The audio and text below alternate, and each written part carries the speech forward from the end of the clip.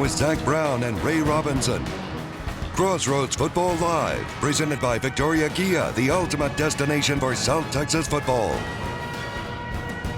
Sponsored by Alice Bingo, Victoria All Sports, Frost Bank, Crossroads Football Live, presented by Victory Kia. Welcome everybody here to Crossroads Football Live, and you're back with your host here, Max Williams. And what are we going to start off today? We got a lot of great Week 8 matchups, but first we're going to go to the private sector here in our game of the week between Shiner St. Paul and Hallettsville Sacred Heart. And now this game, listen, we haven't covered these two teams here in a while. These teams trying to get a big win here in the Lavaca River rivalry. Let's start looking at the highlights. Big time play here for Hallettsville Sacred Heart. Clayton Haas takes it in, gets down there to the goal line, right inside the 1 yard line. Next little play, they get a play outside. How about the running back takes it in, a 2-yard touchdown. And again, Sacred Heart gets on the board there early and gets going there. After this, a little momentum shift though here in this game. It was right here on the kick. Shiner St. Paul blocks it. They get in great field position, but listen, they didn't get anything after that. And that's a huge play in this game because this game went back and forth. And the final score here in this one, that would be here for both of these teams, Sacred Heart gets the win, 28-6 over Shiner St. Paul. And again, for both of these teams, it's tough to see it happen this way. Sacred Heart, again, one play over Tomball Christian. They're going to play for Sacred Heart. And then for St. Paul, they play at Brian Brass Christian next week. And one of our reporters there was at the game. Ray Robinson was out here. He had a chance here to talk with the winning coach in Hallettsville Sacred Heart and Alex Seller. Ray? Max, game of the week is just saw Sacred Heart host St. Paul. Week 8 of CFL is going on with a blast, you guys. And we saw a victory from Sacred Heart, 28-6. That's the final score. I got Coach Seiler. So, Coach, how are you feeling post-game? I feel great. Yeah, it was probably the best half of football that we played all year long in the second half. It's always great to come out on top when you're playing your arch rivals. This game just means so much to our team and to our Sacred Heart family, and it's just great to get a W. Yeah, well, we was talking to I forgot his name that quick.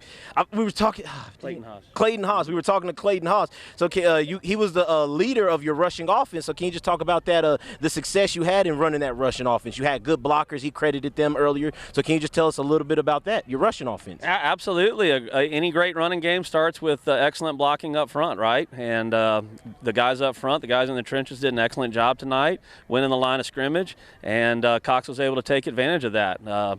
Ran hard, ran well.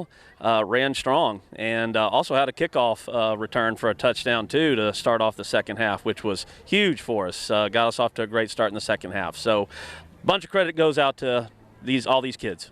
Awesome. I mean, can you talk about the momentum going into next week? Yeah, absolutely. Like I said, this is a game that you circle on your calendar every single year. The St. Paul game just means so much to our kids, to our program, to the entire Sacred Heart family. And getting a W in this game, obviously that's going to give us a bunch of momentum rolling forward. We got a tough opponent next week, Tomball Rose Hill Christian, and we're on the road. It's the first time we've been on the road in a while. We've had several weeks at home. So yeah, it's great to get a W, and looking forward to next week. Awesome. We're looking forward to covering you guys more in the future. Thank you, Coach. Thank you so much for your time, sir. Appreciate you. Thank you. Yes, sir. Max, back to you.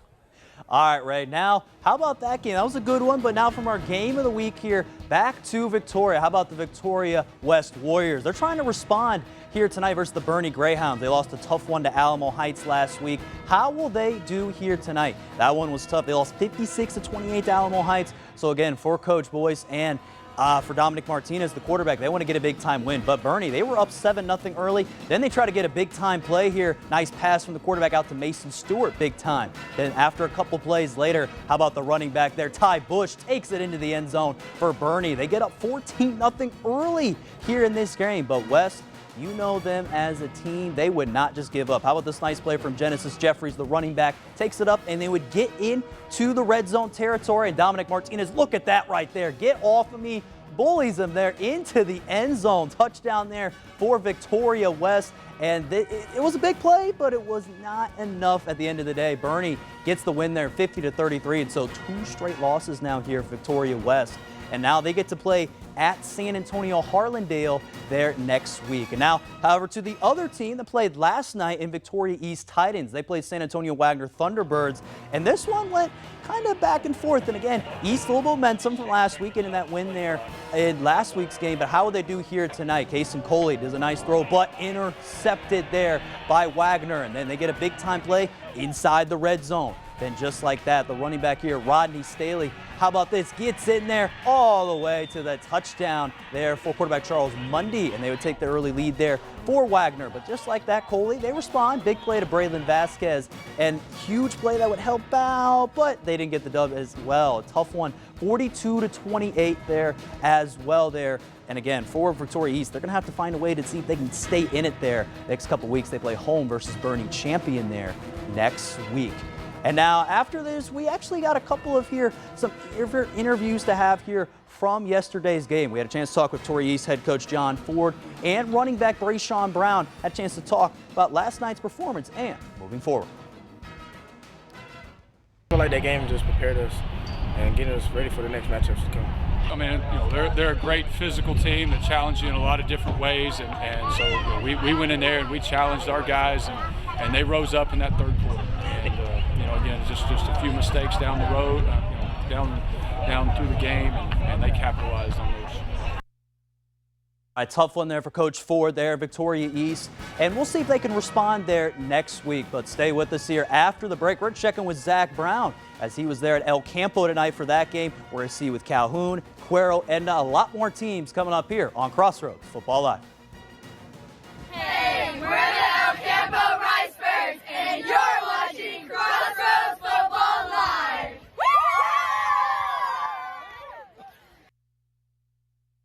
This portion of Crossroads Football Live is brought to you by Victory Kia.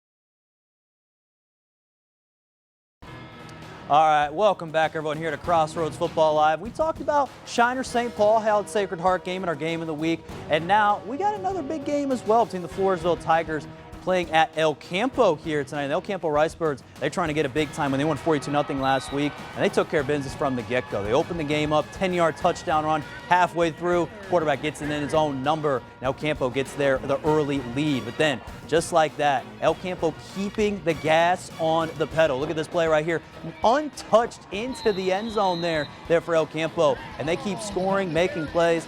And I mean, they just took care of business in this one. The final score ended up being here in this one, 66-0 over Floresville. And again, they play a little bit of a tougher competition at Bay City there next week. And now one of our sports reporters there, and Zach Brown, was out at this game here and tried to talk with head coach Travis Reed and another player from the Ricebirds. Zach?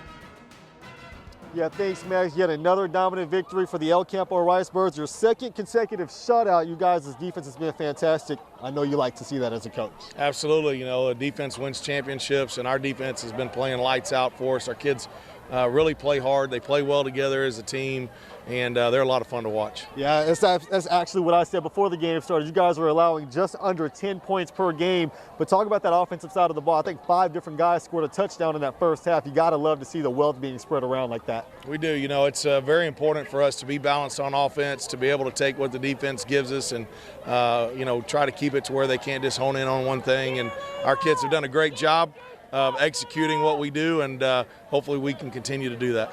Well, if you continue to do it, that means you'll do it against a very good Bay City team. That's a game you got circled on the calendar at the beginning of every year, I'm sure. How excited are you for that matchup? You know, we're excited. You know, they got a great team, got a great program. It's a long-standing tradition, and it's going to be a lot of fun. Absolutely. A lot of fun last year. I look forward to it next week as well. Thank you, Coach. Hey, you bet. Thank you. All right, now we got the quarterback. Last year, you were just kind of thrust into that game.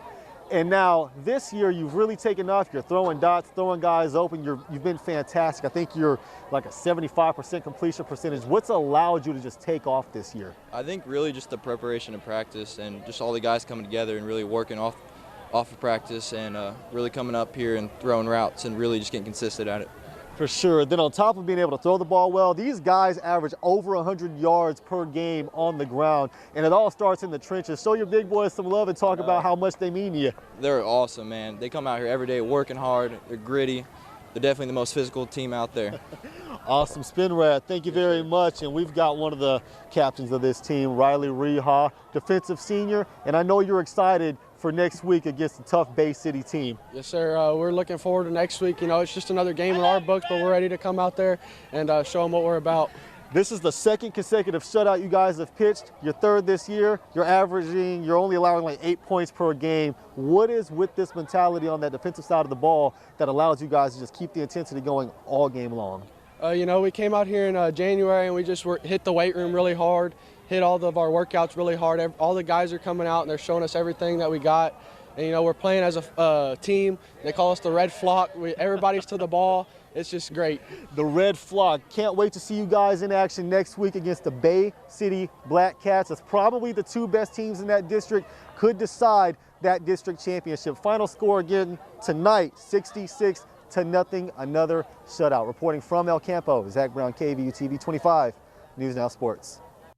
All right, Zach, so what a win there for El Campo. But now let's go to one 4A school here to another in the Calhoun Sand Crabs. They played against the Beeville Trojans here at home tonight, and Calhoun trying to get back on the win column, and they took care of business here early here in this one. Nice little play from Alex Parker, keeps it his own number. They get an early lead, 7-0 there for the Calhoun Sand Crabs. And again, they kept finding the end zone. Triple option offense, one of the toughest offenses to start for sure in a game like this. And again, this is what Alex Parker and this team, Coach Richard Whitaker, do. And guess what? This next play here, same type of situation. Look at this ground and pound, get into the end zone. Big time play there. 14-0 here for Calhoun. And that would just be enough easily to get the win there. 56-13 over the Beeville Trojans. They get to be playing home versus Lavernia there next week.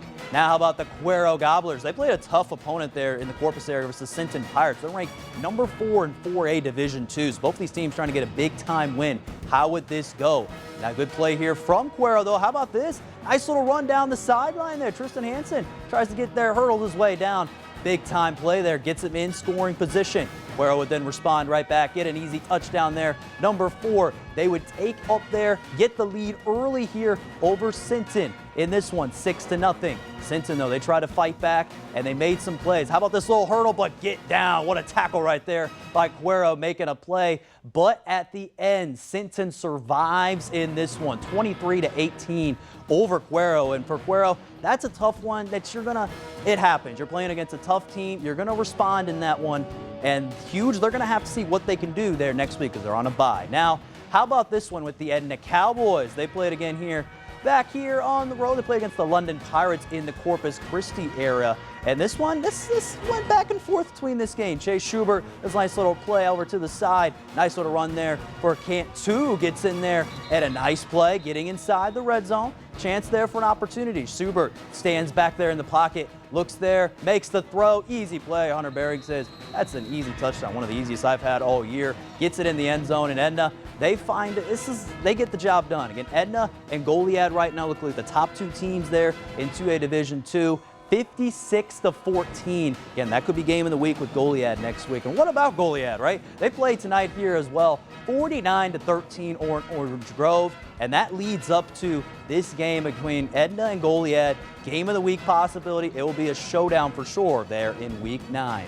All right, so when we come back here after the break, we're going to check in with Yoakum Industrial, and we're going to reveal who will be our band of the week. Find out here in 2 minutes on Crossroads Football Live. This portion of Crossroads Football Live is brought to you by Frost Bank. Exactly what you unexpected.